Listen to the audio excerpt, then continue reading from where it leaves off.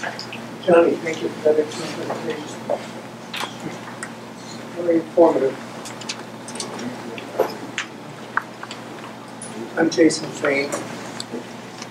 I'm going to wrap up our presentation. Members of the Commission, I came to Providence to build an iconic luxury development, the tallest building in Rhode Island, the tower that will stand out on the skyline.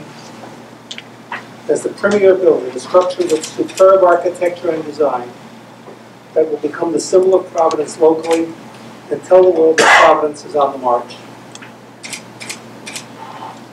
The Hope Point Tower will have outstanding features such as spectacular unobstructed panoramic views, a luxury private club, with big glass windows on a high floor, and state-of-the-art fitness center, an indoor pool, and many others. The commercial space in the building will provide a range of convenience stores and services so people can run their errands without leaving the building or using the car. And these are services which will be used not just by residents of the building, but I anticipate by the neighbors for several blocks around me. Oh, the map has gone away. But if you go to the site area right now, there is very little retail. Maybe it's none, if I missed it. And retail is needed in that area.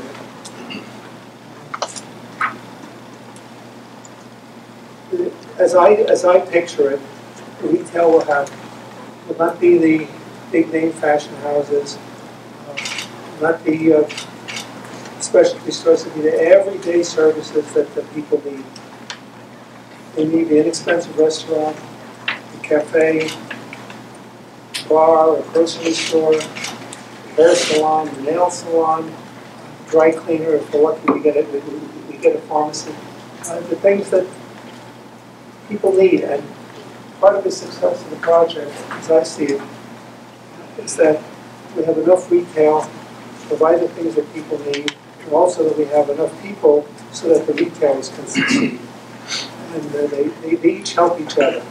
And it's not just, when I say each other, it's not just the ones on the parcel 42 site, but it's what's across the street in the neighborhood.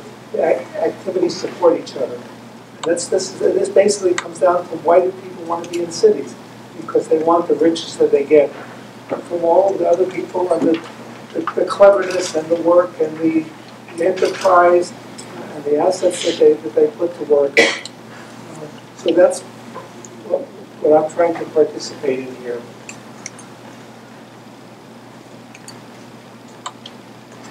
I've been working in similar markets for more than 50 years. I've owned, I've built, I've sold, I've rented, I've managed and financed real estate. Real estate next to Cornell University, and in New York City near Columbia University, and Toronto next to the University of Toronto. So this is a site and a market and a kind of urban environment that I'm familiar with. My just completed project in Toronto, the Chaz Yorkville, Johnny told you about, so I will not repeat that. But we're dealing with a situation that is very, very similar to what you have here. I think the main difference is that the area that I built it is much more built up than what we're starting with here. So I'm highly confident that this will be a successful project. I know how to create a product that people will want to live in, people will be excited about, and delighted to be in, and I've proven I can do it on a financially sound basis. And finally, according to the agenda, I will be followed by Ms. Adele of the Real Estate Solutions Group. I am looking forward to her presentation. I received a res report on Friday that concluded a significant subsidy, end quote, would be needed. As you have already heard, we are highly confident in our ability to get this project financed. We know how to create a product, a unique product that will work in this market, an iconic symbol of achievement in the heart and the center of innovation, healthcare, and academia. Time remains the biggest risk. The longer the process takes, the less control we have over the market and interest rates. And just other surprises that people can't predict that can stop a project or create insoluble problems.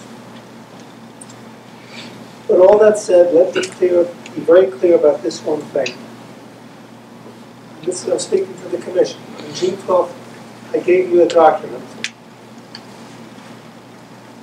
that clearly illustrates the sources and uses of funds. Despite what the RES report may say, we strongly dispute its conclusions, but that is for another time. The incentives requested are merely those offered in order to attract development in I-195 sites. Nothing more, nothing less. So now let me repeat what they are. It's the Rebuild Rhode Island tax credit of $15 million, the city property tax abatement, and the standard statutory sales tax abatement. That's what we're asking for. That's what the Commission spoke to me about in my first visit. And I said, those sound like a good set of incentives. I'll pursue it on that basis. I'm not asking for anything more than that. So any suggestion that from the numbers in the report that I saw on Friday is quite frankly preposterous, because I'm not asking for the numbers that they made up. I am ready to build Home Point and help continue the great progress that's being made by Governor Raimondo and her commerce team, including this board. And let me single out Bob Davis for special mention. I worked with Bob Davis in several meetings. I'm truly impressed with him. He's done a great job for you, and you're lucky to have him on your team. And I am promising to you and the people of Rhode Island that it will be done without gross financial mischaracterization contained in the RES report. So, to repeat, rebuild credit requested is $15 million, and if anyone tells you otherwise, please ignore that person's pathological pessimism. I want to build this project, and respectfully, I've spent over a year of my life and a substantial amount of resources to prove that to you.